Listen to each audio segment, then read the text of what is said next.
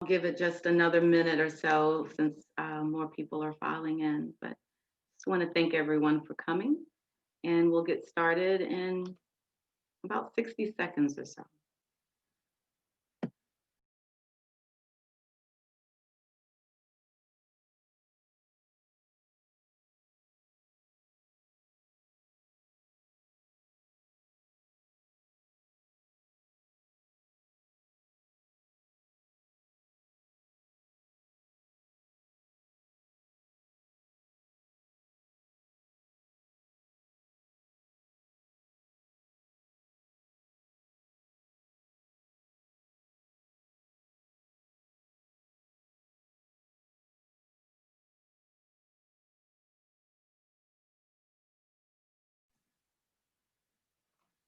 Welcome, welcome, everyone. Thank you all for coming. Get ready to get started in about 30 seconds. Thank you all for coming.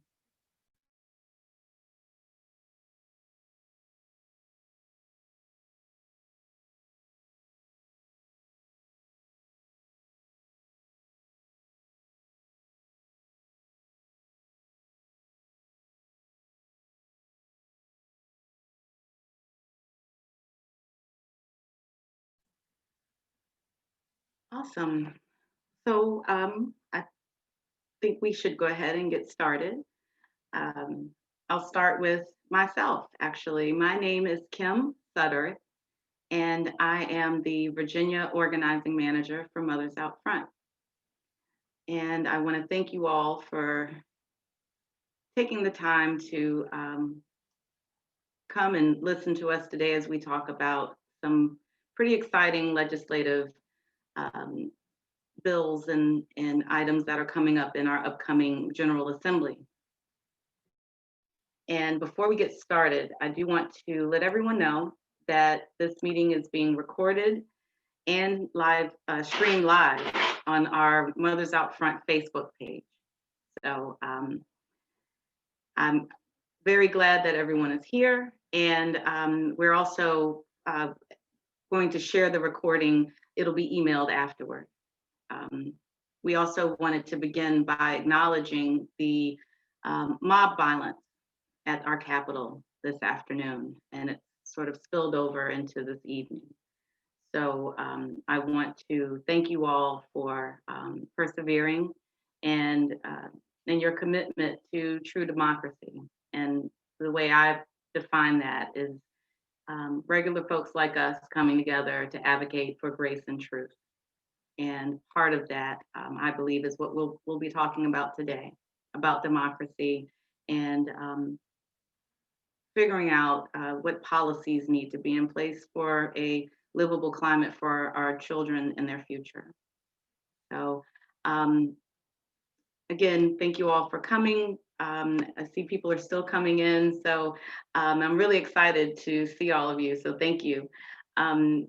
What I'd like to do is, since I've introduced myself, I'd like to hear from you. If you would, please take a moment to put into the chat, and you can find the chat feature down at the bottom of your screen. It'll say, actually it'll say chat. So, and I think we're all pretty much Zoom experts by now. So if you would put in the chat the city that you're in, and maybe also include the name of the person that, you know, you're doing this, you're showing up today for either a person or a cause or something that you care about. So I'd love to hear what city you live in and who you're fighting for. So if you'll just take a moment and put that in the chat, I'd appreciate it, just so I can get to know you a little better. And while you're doing that, please remain muted. We will have a Q&A at the end of, toward the end of our time together. So please remain muted and ask your questions during the Q&A. All right, I see you're out there in Blacksburg, in Norfolk, RVA, wonderful. Thank you, Fairfax. This is awesome, thank you all so much. And without further ado, I may have gone over my time, so I apologize. I would like to introduce Mothers Out Front in Hampton Roads. we've got an amazing team here in the Norfolk, Virginia Beach and Chesapeake area. And I would love to have one of our members say a few words. Kim Williams, are you with us? I think I saw your name up there. Maybe we can unmute Kim Williams so that she can speak.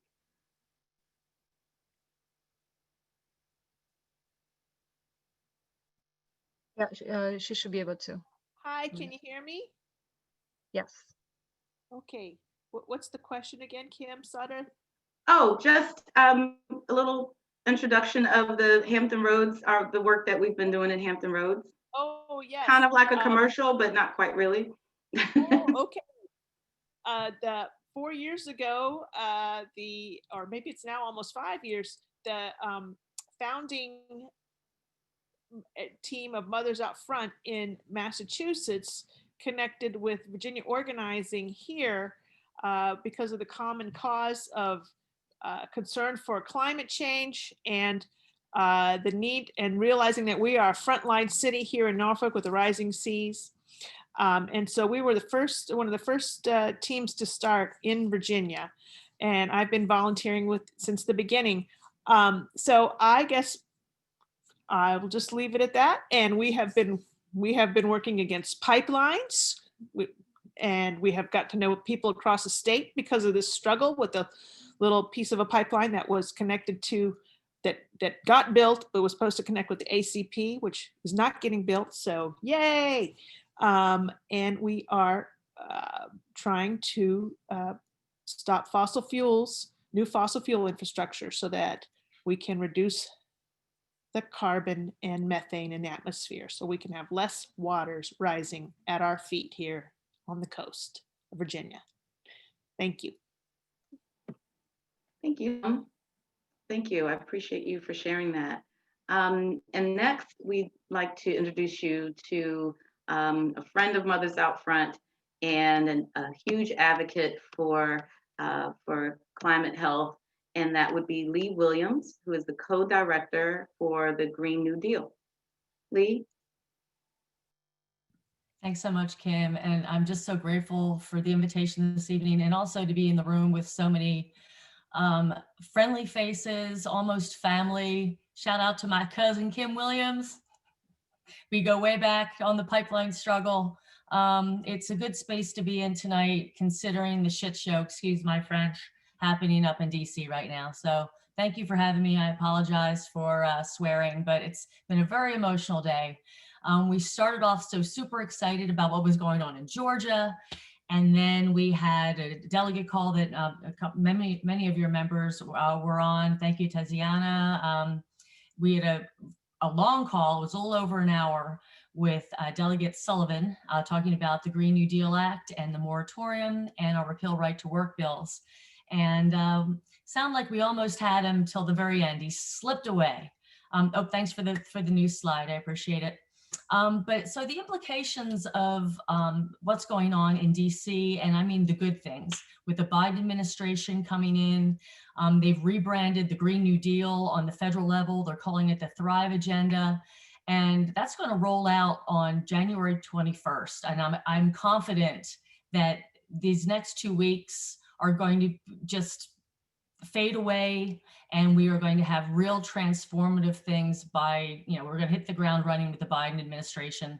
And we're going to be able to access the trillions of dollars that he's promised us, and that just transition piece that he already has on the federal level is just, I don't want to say trickle down because that's bad, karma, but you know what I mean? I mean, if he follows through and releases these funds, we will be able to move forward with a real just recovery from this pandemic and its economic crisis, the health crisis, the environmental crisis. It's all rolled into one.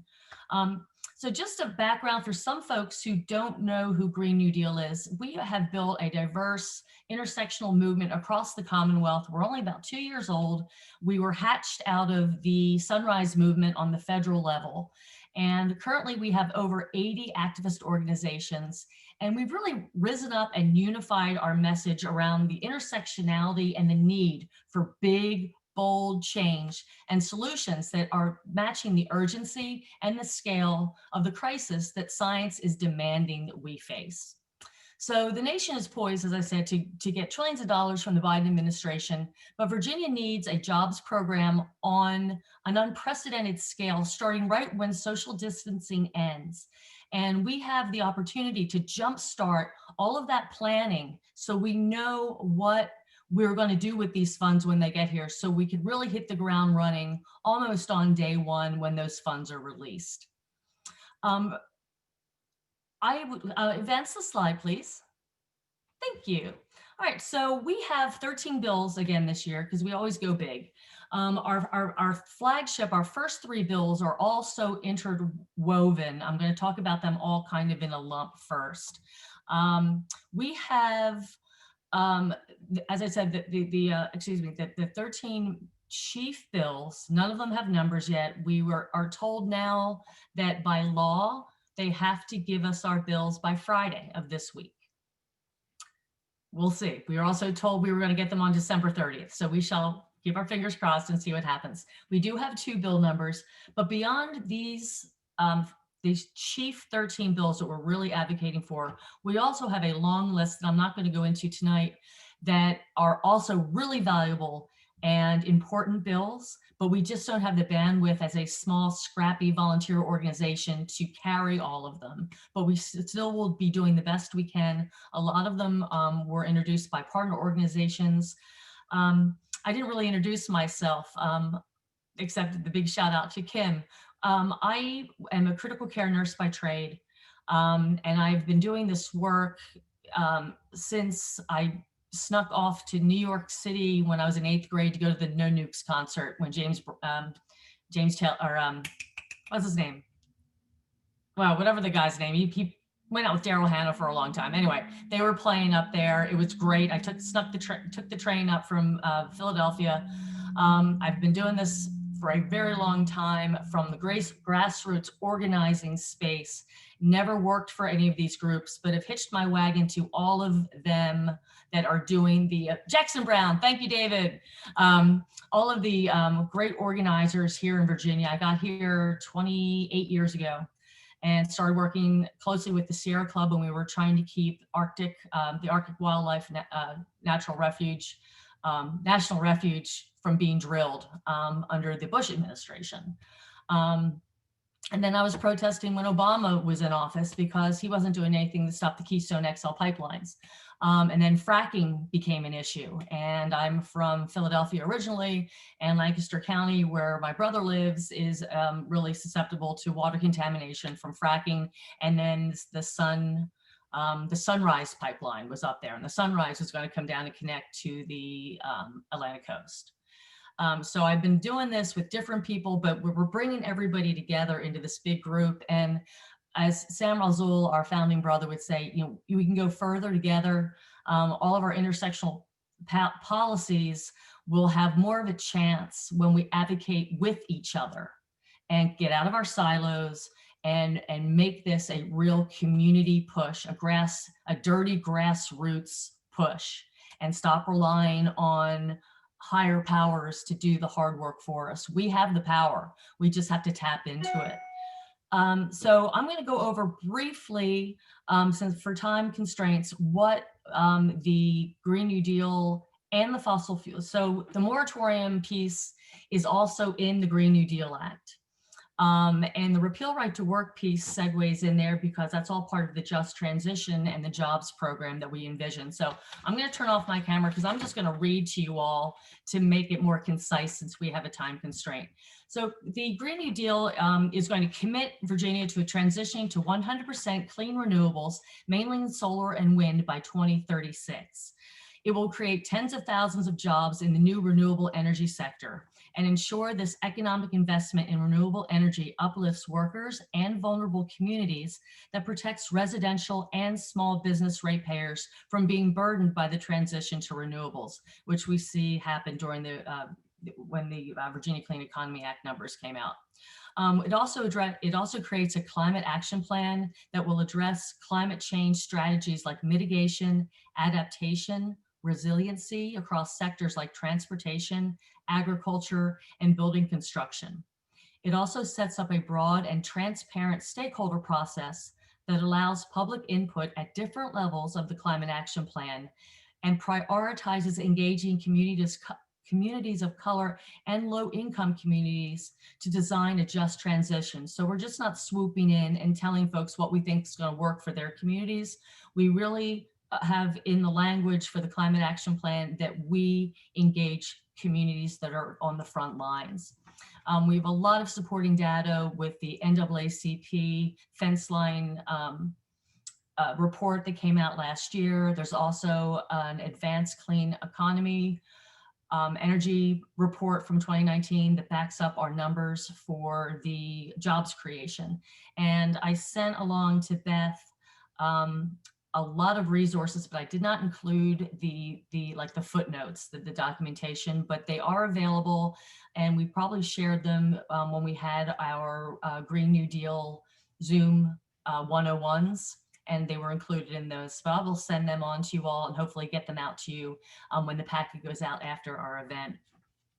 Another key feature of the Green New Deal Act is it mandates strong energy efficiency goals with a key benchmark that is a 2.4 increase in energy efficiency every year. So every year you're going up another 2.5 points.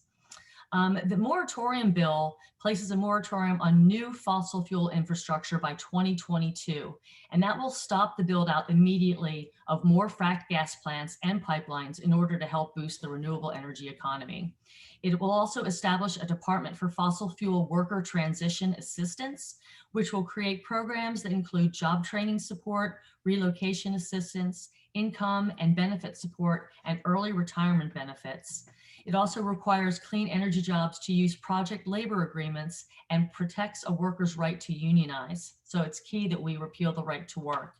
And it also uplifts environmental justice communities by mandating that 50% of the clean energy workforce come from those communities, and that 40% of the energy efficiency funds go directly to those EJ communities. May I have the next slide, please? Oh, I'm sorry, you already did. So let's see, that's pretty much on there. Next slide, please. Thanks so much. I'm gonna put my video back on because, so we are partnering with one of our coalition partners, Virginia Interfaith Power and Light and Virginia Interfaith Center for Public Policy. And they are supporting Delegate Elizabeth Guzman's paid sick leave bill again this year. It's vital that if the pandemic proved beyond a shadow of doubt the systemic inequities in our society, economically and health-wise, and this is a really important bill, so we're hoping you will all help us with this one as well. Our local food infrastructure and grant program is a repeat of our 1034 last year. It has a funding source. It should not cost the state any external or any extra money. They were very careful about letting folks know that anything that had a price tag was not going to pass this year, but there is money already tied to this one. We had a soil health bill that was looking at soil carbon sequestration. Wendy Goditis was carrying that until a week ago, but she was told by the chairman of the ag committee that he would not be docketing the bill this year. So we've already taken it off our priorities list. But Delegate Paul Krizik had reached out wanting to have a conversation with us around neonicotinoids. Those are the pesticides that really kill the bee populations. And we have not been able to tie a nice bow on that, but this is the week that will happen. So I'll circle back with folks next week as far as if we have a bill number on that one. We're also bringing back Delegate Keem's bill from last year. It's a bill to strengthen the EJ Act. It got watered down as it went through committee, and we're very adamant that it needs to be all those protections need to be put back in there, and the strength of the original bill needs to be reestablished. Because of the 7-bill limit on the how many bills the House could submit per office, I believe Delegate Shelley Simons has taken over that bill for Delegate Keem, but Senator Ghazala Hashmi is still carrying it on the Senate side. Next slide, please. This is a fun one. HB 1756, campaign finance, prohibit contributions to candidates from regulated monopolies and corporations. This was a bill that was carried last year by Delegate Josh Cole and I can't remember who was on the Senate side, but anyway, it's a companion bill. And so there's one on the House, one on the Senate, and they're going to try to keep them as close together language-wise at crossover as possible. And as you can see, Delegate Ibrahim Samira is carrying that one. Our next bill was ours last year. It was the ACC, the Advanced Clean Car Standards, the California Car Standards. Oh, I skipped one. I'll skip back. But so last year we had this bill, but the Trump administration was suing California about these clean car standards. So we dropped the bill because no one in the state of Virginia could do anything about passing the clean car standards until that lawsuit was dismissed or completed in some way. That lawsuit, because Trump was not reelected, is now going to be canned and it's going to disappear, and it's Virginia will now be able to adopt the clean car standards because that barrier has been removed with the election of Uncle Joe Biden. Back to the modernization and transit study. This is an important bill. I wish Karen was going to be on the call with me originally, and she is our transportation guru. I know this needs to be done so that next year we can implement sustainable transit oriented development changes, but this step, the study, has to happen first. And I don't have more information for you than that. But we will be fleshing out all of these bills once the language comes back from DLS, and we'll have talking points and the high lines, the low lines, and the reasons why that we need these certain things. Our last bill is a building code upgrade. Virginia is still working under 10-year-old building codes. They have no energy efficiency, nothing. They're lousy. So this will strengthen our existing building codes and bring them up. They're shooting for 2019 standards. I don't know why they just didn't go the extra year and make it 2020 standards, but I understand it's 2019 standards. One more slide, please, and then I will wrap up. So we have two House resolutions this year.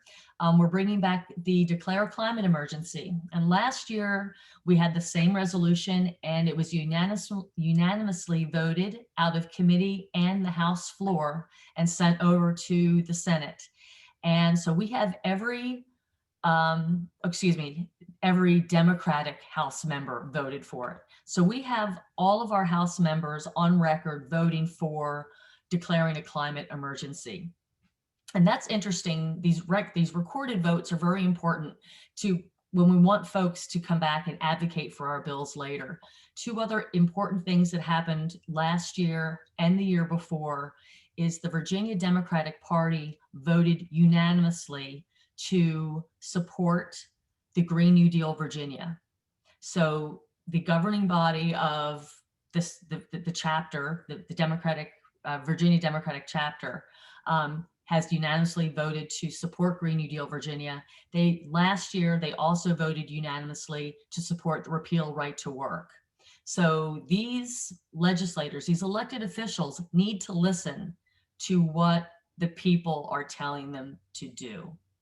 And they need to get out of their mindset of they need to stay in power.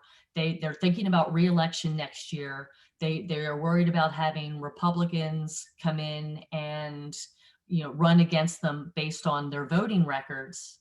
And so they're not doing what we are mandating them to do as a governing body. They are not listening to the will of the people, just so that they can maintain their seat, the safety of their seat and their power structure next year.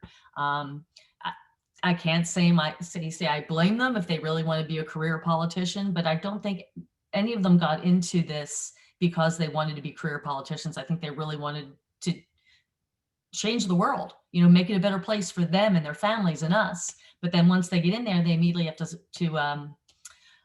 fundraise. So if we remove the fundraising piece from regulated monopolies, and well, that's a conversation for another day. I don't want to go over my time.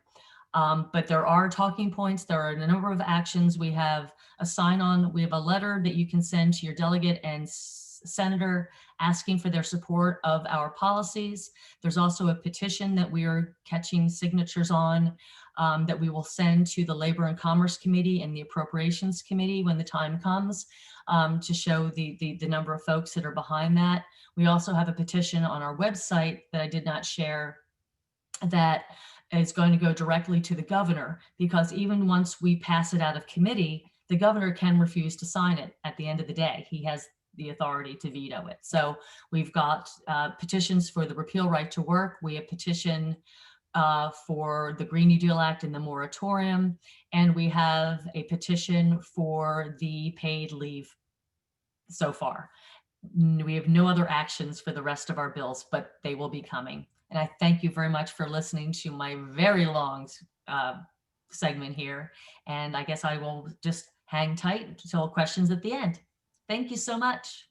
Thank you, Lee. I so appreciate you. And it wasn't long-winded. I think I learned a lot. Hopefully everyone else did too.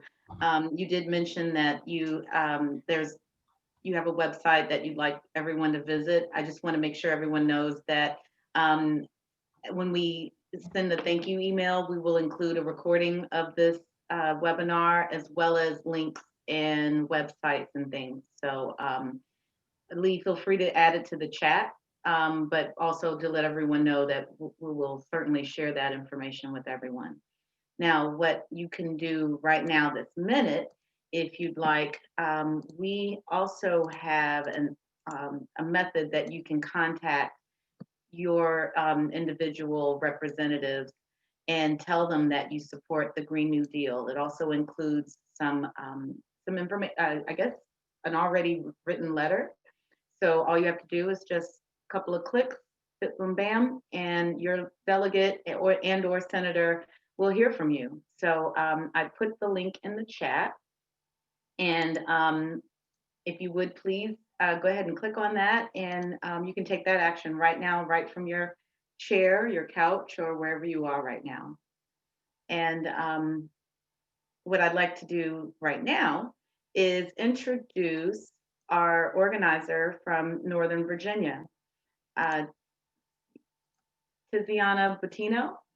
She is our Northern Virginia organizer, and I'll let you take it away. Hi, Tiziana. All right. Hey, thank you. Good evening, everyone. Thank you, Lee. Thank you, Kim. Awesome, exciting presentation. So as Kim mentioned, I'm the Northern Virginia organizer. We have two teams, and one is in Prince William County and one is in Fairfax County. You will hear at length from Delegate Kim about the efforts for electric school buses from Fairfax County. But in Prince William County last year, has it been, well, 2 years ago at this point, we launched our fossil-free schools. We wanted our schools in Prince William County to be net zero, to not be powered by fossil fuel energy, but renewable energy, 100%.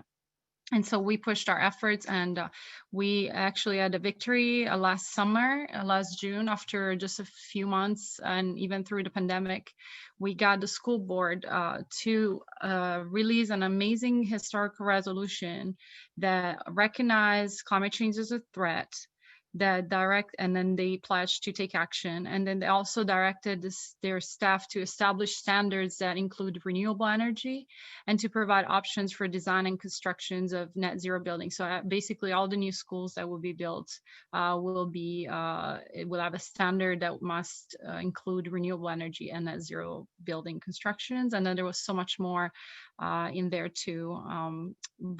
And if you're interested, reach out to me. I can give you the full resolution. There was so much in there. In Fairfax County, we pushed to bring electric school buses first in Fairfax County. And the amazing team of moms actually succeeded in a way that they got the school board to unanimously approve a request for information to basically transition all of the county diesel school buses, very polluting school buses, to electric by 2030. So they committed to looking into doing that transition.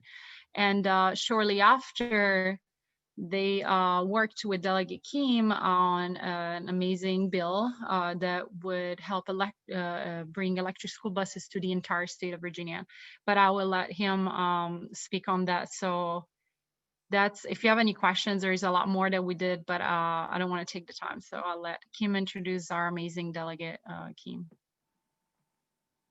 Thank you, Tiziana. And I just want to take this time to thank Delegate Mark Keem for taking the time to visit with us today. I know it was a pretty long special session over the summer, and going into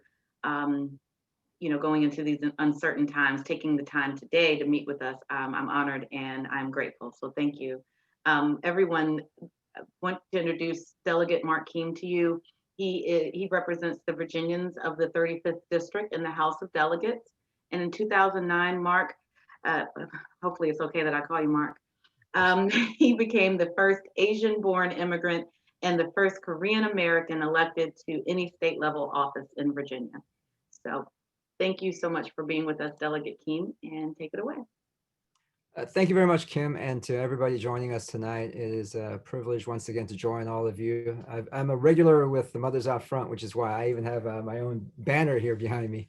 But it's good to see all of you. And on a night like tonight, after what's happening and still happening in Washington, D.C., I think it's only right that we reflect on not only what we're trying to do tonight with this legislative agenda and the General Assembly session that's about to start, but how does this reflect with the greater idea of what American democracy is all about?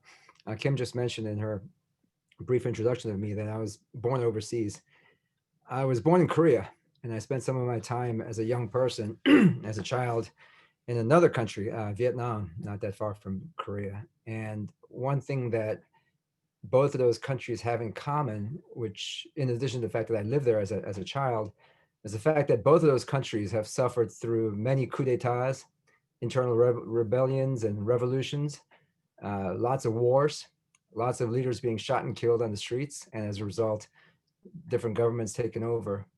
And having seen some of that as a child and having parents and family members who lived through that as well directly, by the time we came to the United States of America, and by the time I became a naturalized American citizen, I was so grateful that this world had places like America, countries where people respect each other and respect ideas more than in each other's abilities. Ideas such as government is there for us, for all of us, and that we as people can choose our leaders, and that rather than resorting to the bullets, we resort to the ballot so that we can elect people that we care about. And if we don't like what they're doing, then we have the ability to move them out of office peacefully and let new people go in and try a different idea, different philosophy, different set of goals. And if that doesn't work, then we try it again. And that's how for 240 years of our formal existence and 400 years of our informal existence, that's how this country operated. And certainly there are many, many, many dark days in those 400 years, including the dark slavery, the original sin of our nation, the discrimination, the misogynism and anti-foreigners and xenophobia and all the other problems that we face in our nation.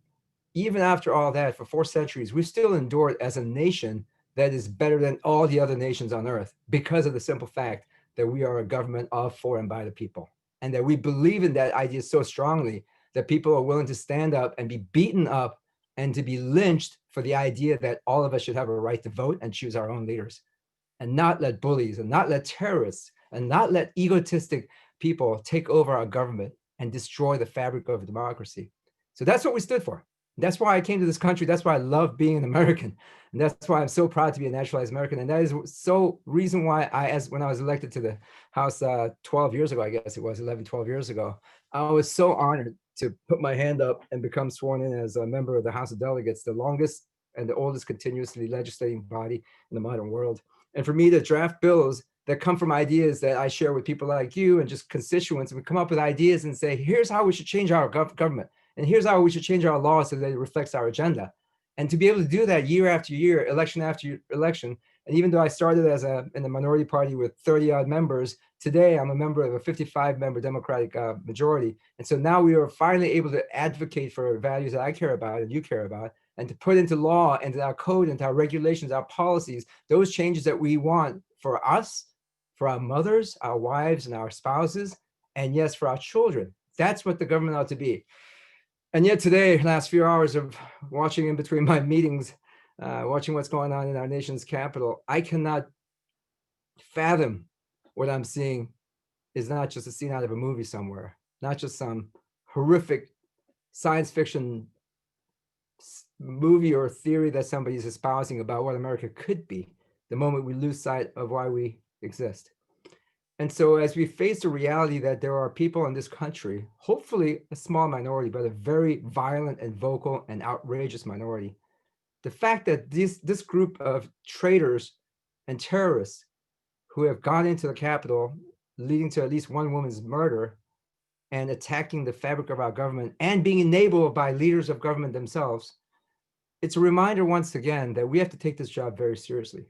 Not just for people like me who have the honor of holding public office, but for you as citizens, because after all, the moment you stop speaking out, the moment you stop fighting is a moment that these creeps show up and they start taking over. And the moment you and I stop fighting for civil justice and for rights that we have as citizens, they pull out their guns and their flags and they try to haunt us and taunt us into submission. So now more than ever, the idea of American democracy has to be stronger, more resilient. And the way we do that is for you and I as regular citizens, as regular folks, come together, work together, cooperate, and try to make the changes in your government that you deserve.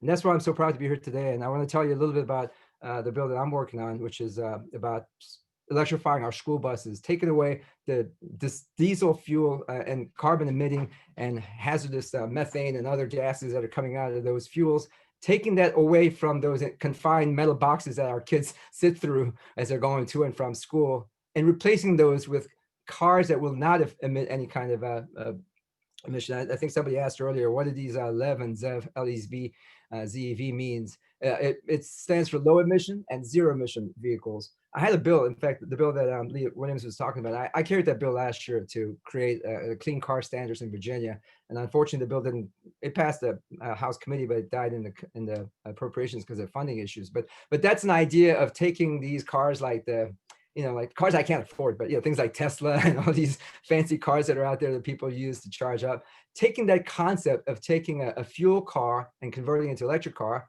If we, the government, can do our part by replacing the biggest of the fuel cars, like diesel emitting school buses and trucks and fleet cars, and then converting those into electric versions of it, then that sends not only a strong message as a leading government agencies, but also it hopefully will then force our partners in the private sector to say there's a market for this. So they might be able to expedite their production of electric cars faster as well. So the idea behind this bill is very simple. Oh, I see some slides here. Thank you for putting together slides, because these words will ever be a lot better for you to follow along. The bill, I did this bill last year, and we kind of revised the bill a little bit thanks to the work that many of you have done. We came up with a better version of the bill from last year. The bill basically would create a clean school bus grant program, which is a new program that we'll create in our state government. We have a big fund called the general fund. We want to carve out a little lockbox, a little separate box of money within that fund, which will be a separate treasury fund called the Clean School Bus Grant Fund. And the idea is to put a lot of money in there that's earmarked just for this one purpose. And the way we've drafted the bill is to have money from both the government directly, as well as from the private sector. If you can find, if you happen to know some wealthy person who wants to donate a few $1 million to Virginia, tell them to send a check to this particular fund, which will be used solely for the purpose of electrifying vehicles. So we want to receive money from private sector, from nonprofits, from philanthropic organizations. Maybe there's a federal funding that might come from the Biden administration. So we're going to put that money into this fund. And so that's one part. Second part of the bill is to create a program that would administer this. We thought that the Department of Environmental Quality, which is in charge of, obviously, environmental quality, if they could help us expedite and understand where are the needs, to the extent that we have a place that has a lot of asthma and at the same time a lot of high air pollution, that would be an area that we want to make sure the school buses get funded first. And then maybe there are some programs where some schools are already grappling with the idea of school bus transition, but they might need some extra help. So we want to come up with some criteria that this agency will use to administer this program in a way that's fair for as many school kids as possible. So we provide that funding. And then the last thing that we do is, last year, even though everybody loved the bill, well, most everybody loved the bill idea, and many of us on this call came down to Richmond to testify in support. So I want to thank Tiziana and everybody for doing that. The reality was, just to get this program off the ground, it was going to take a few $1,000,000, and then long term, obviously 20, 30, $50 million. And we weren't going to be able to come up with that kind of funding on the first round. So because we couldn't identify a source of money other than just me begging and pleading my colleagues, they didn't go forward with the bill last year. This year, thanks to some really smart people who've been looking at this and doing research, we did find a source of revenue that we think might be a good place. Only if we can overcome some hurdles, we can find this source of funding. And it's this thing that I had never heard of called red dyed diesel. And I thought it was some kind of a punk rock band or something like red dye diesel. Turns out there's this product out there that some people use. If you're on the farm or if you're doing a lot of industrial work, you use a lot of diesel for tractors and machinery.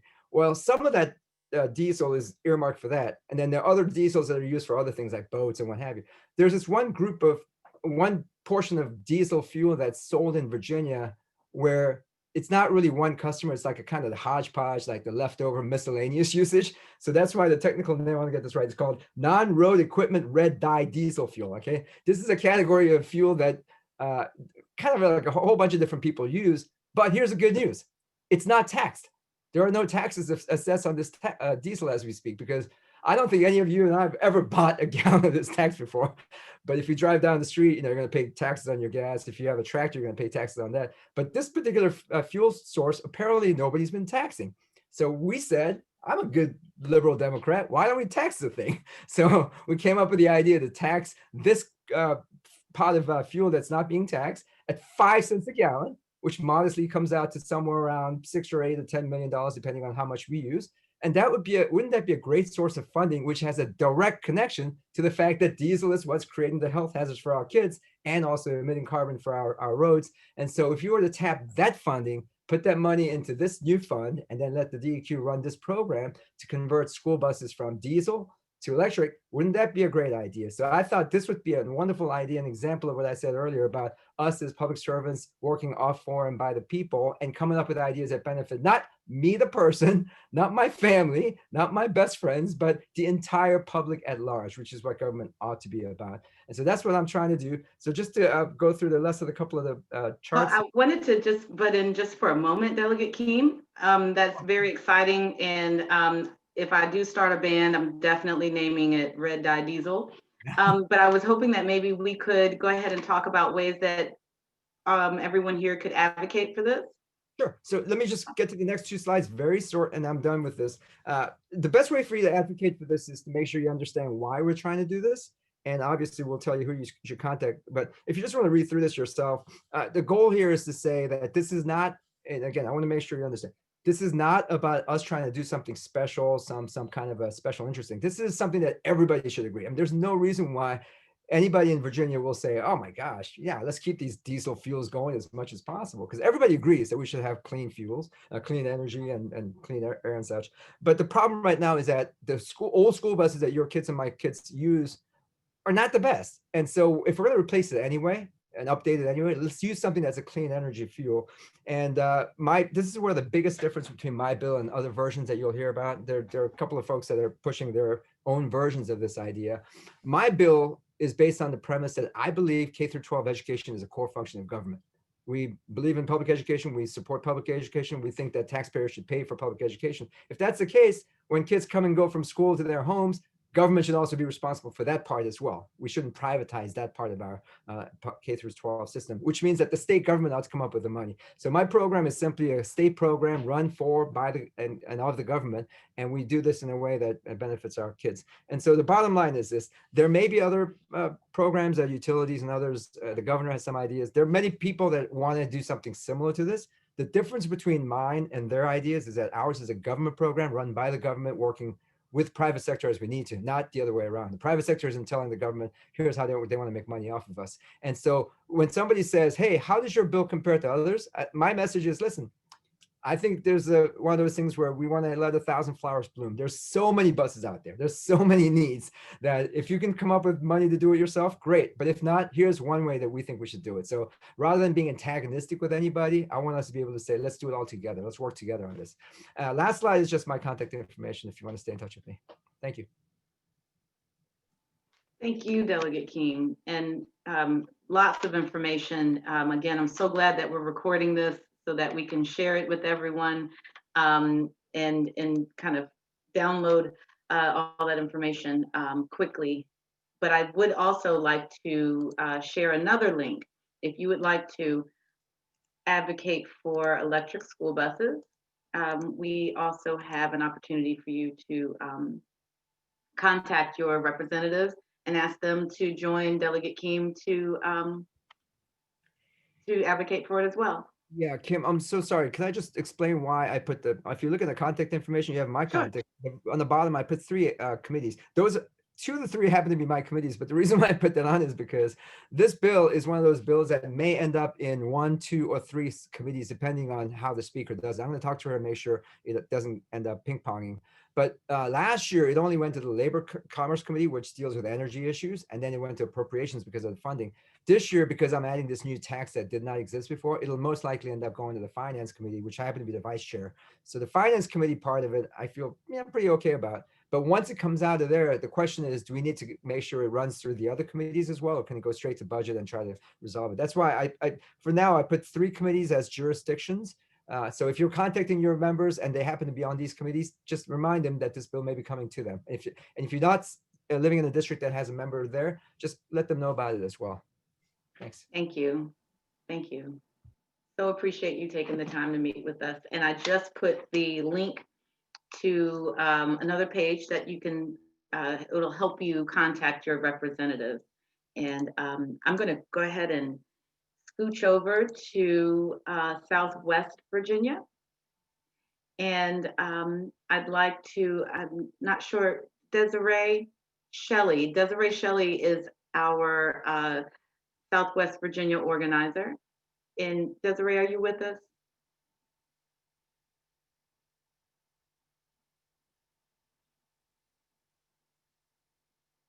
I think you might be muted. I'm going to see if I could unmute you.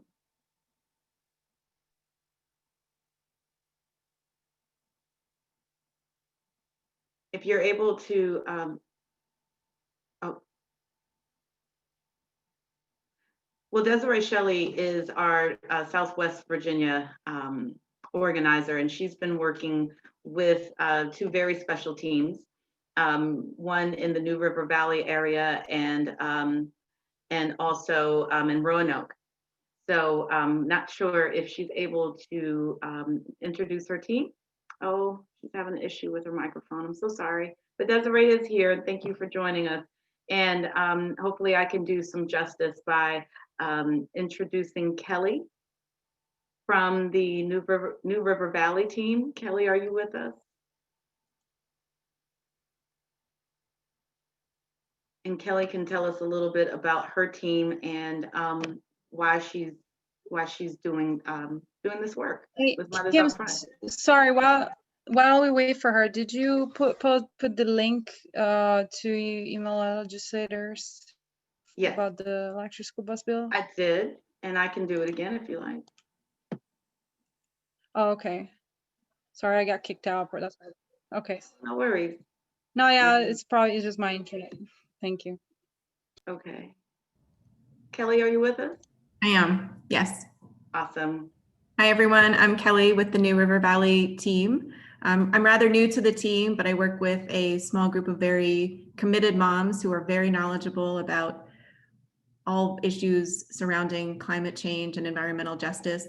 Our team has been very active in fighting the pipeline projects, but we're also turning our future attention to supporting the Green New Deal and also agricultural issues that affect our area. And so we're looking forward to also building our team and starting these new campaigns. And I'm looking forward to what's next. Thank you, Kelly. I appreciate that. And I'd also like to introduce you to Frida Cathcart. She is the director of the Blue Ridge Soil and Water Conservation Board. She is also a leader for the Gas and Pipeline Coalition, working as a working group for the Virginia Grassroots Coalition. She's also a member and leader of the Roanoke team, and she leads our Mountain Valley Pipeline campaign. So Frida is going to share some information about an upcoming bill. Frida, go ahead and take it away. Thank you. In the chat, you'll see where my cell phone number and my email is, as well as some links people might be interested in. So we don't have a bill number yet. We're waiting. There's a couple of different bills, and we're thinking that they might be trying to combine them into one bill because of the limit, and that might be what the hangup is, but we don't know. Anyhow, keep your eye open for the legislation. We'll push out, and we do need support across the state for it. I just wanted to show you why we're doing the legislation. This is a picture that I took when I was documenting on November 12th, where you can see the sediment leaving the Mountain Valley Pipeline corridor. That's on the right-hand side where the green silt socks is, and there's fence, and then you'll see this like muddy stream is going under the fence. And next slide. So then that's where that runoff filled with sediment, that's a stream. I hope that you can see it. I guess my cursor doesn't show on that, but you see where there's like a large rock, and there's a stream coming down there. And that's polluted runoff coming from the corridor. Next slide. This is the pollution, polluted water from the MVP corridor entering Mill Creek, which is the headwaters for the habitat of the endangered Roanoke clog perch. And next slide. And there you can see on the bottom and the right-hand side, you can see like the sediment, it's like a light brown.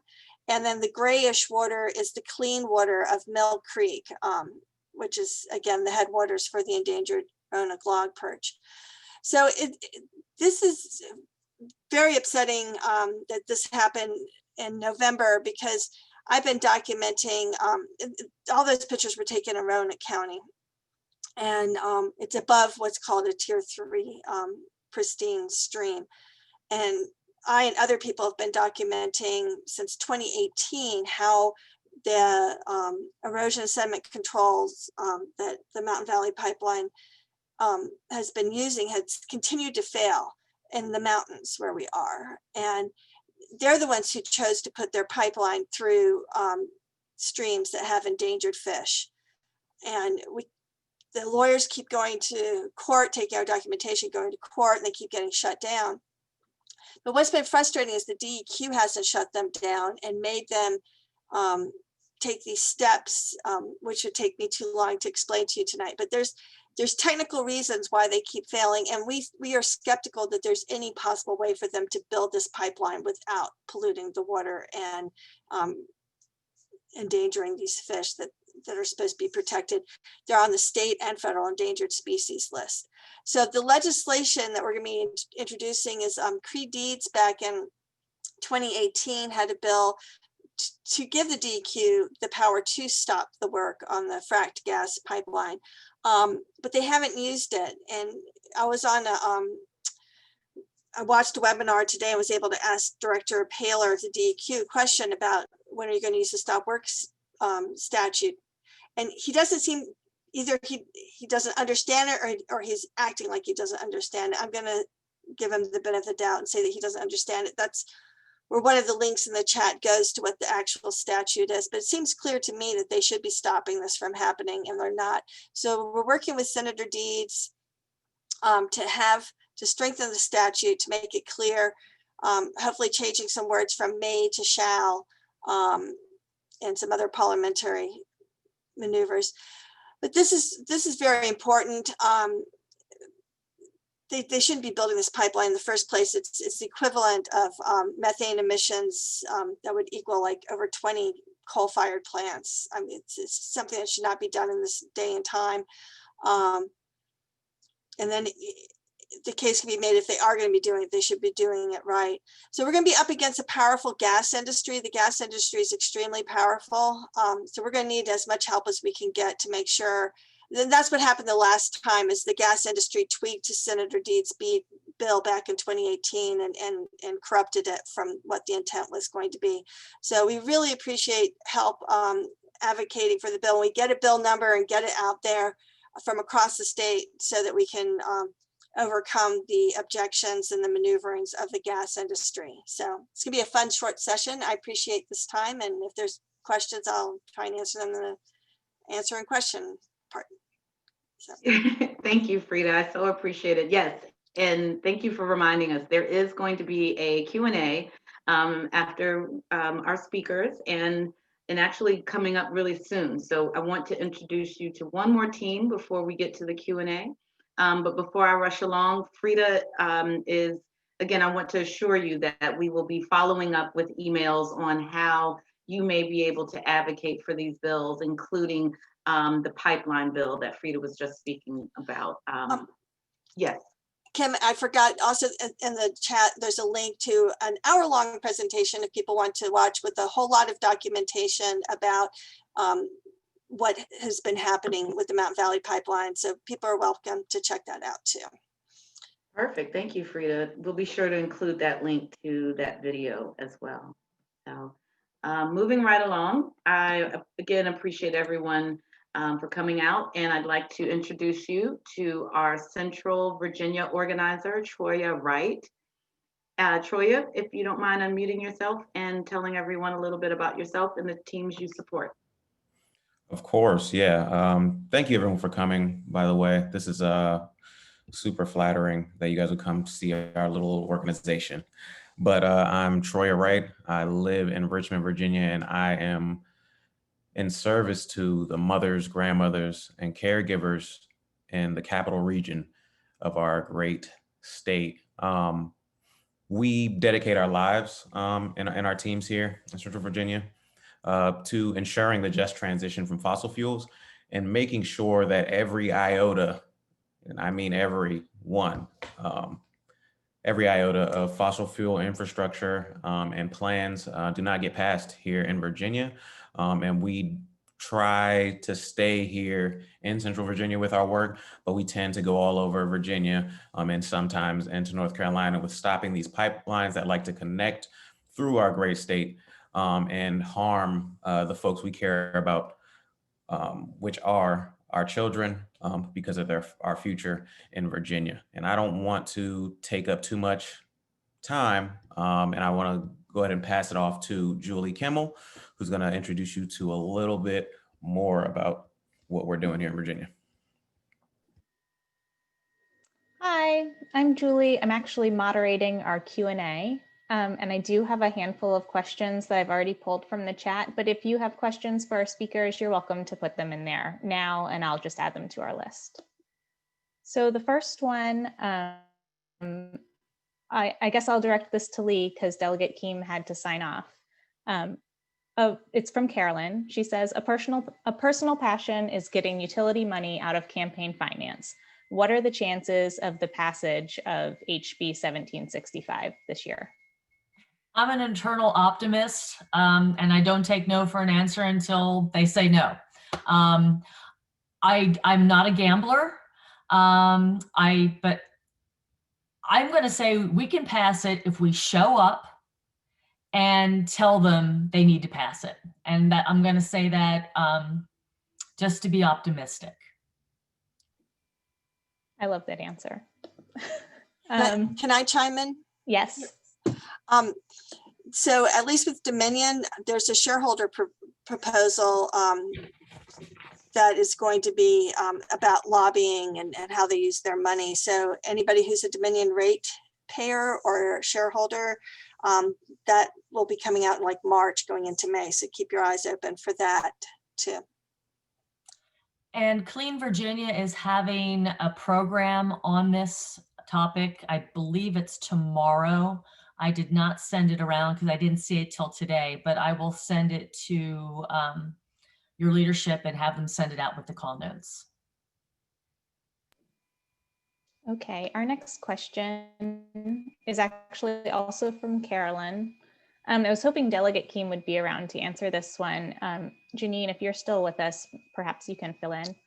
It's, can users of red dyed diesel switch to a lower emission fuel?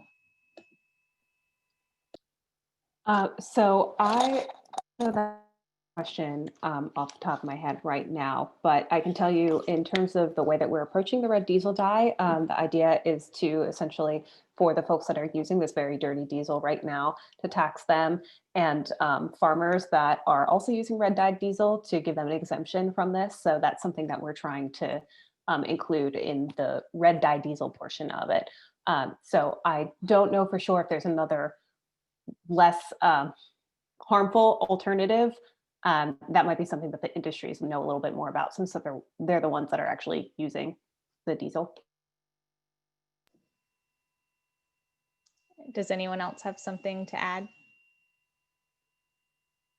Okay, I'll move on to the next question, which was from Nicole. When will the clean school bus bill be introduced? Do you have an answer for that, Janine? Sometime between today and January 13th when we have to file it. We do have draft text, so we're on our way. And that's actually all the questions that I pulled from the chat. If anyone else has one, you're welcome to put it in there now. Or perhaps I'll turn it back to Kim to wrap things up. Here, we've got one from Bob Kitchen. What cost of an electric school bus would be covered by the grant fund? I can actually answer that question. In the bill text, they can use the amount of money that they receive from the grant fund to cover the entire cost of the bus or the delta. It's really up to the school district. We foresee that many of the districts who would access the fund might not have the money to replace a bus, like any bus, with another diesel bus. So we wanted to give them the option of being able to pay for the whole bus with money from the fund. Do you have anything to add to that, Janine? Right? Yeah. And infrastructure. Yeah, so last year the bill that was introduced was focusing on the delta, and covering the delta cost between replacing a school bus with an electric school bus rather than a diesel school bus, because the diesel buses are of course cheaper. So the idea is to allow for this grant fund program to supplement that delta, and in that way the money stretches farther.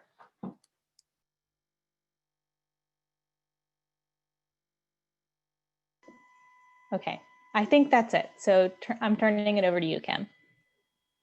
Thank you, Julie. I so appreciate everyone for coming out tonight. And I know I keep saying it, but I can't even tell you just how much. So hopefully you feel it. But before we go, I've got a couple of things we want to make sure that you get around to doing.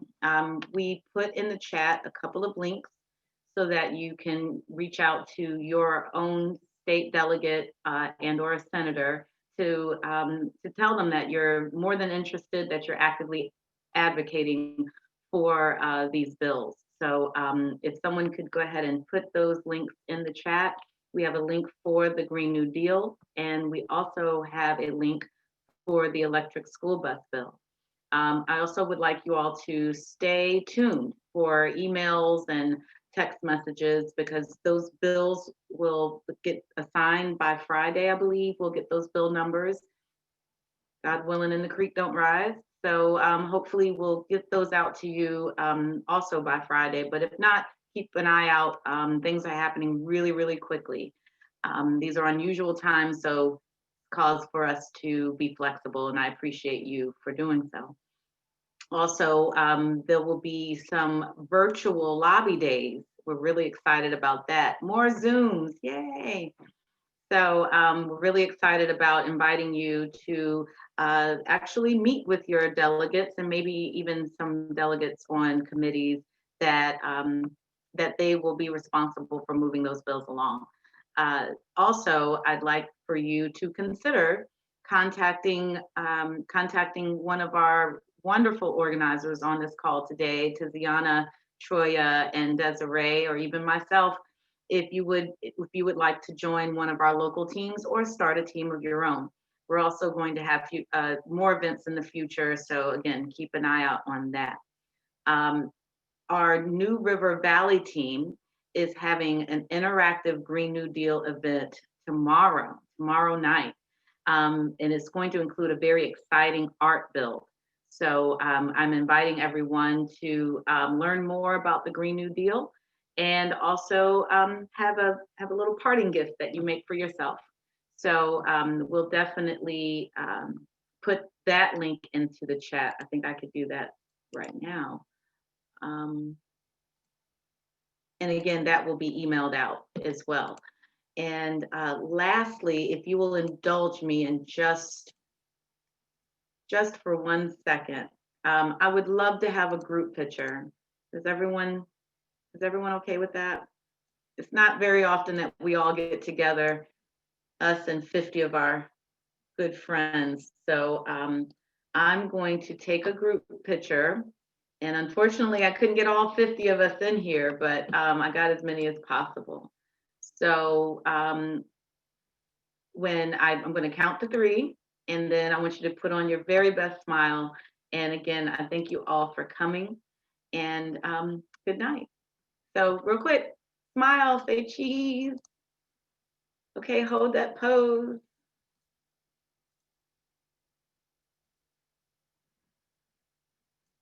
Perfect, I got it. So thank you so much for coming out tonight. I so appreciate you. Keep an eye out for your emails, check your phones for text messages. This is just the start of a conversation, not an ending. So we want to make sure that we stay in touch. Thank you all for coming. You have a great evening and stay safe.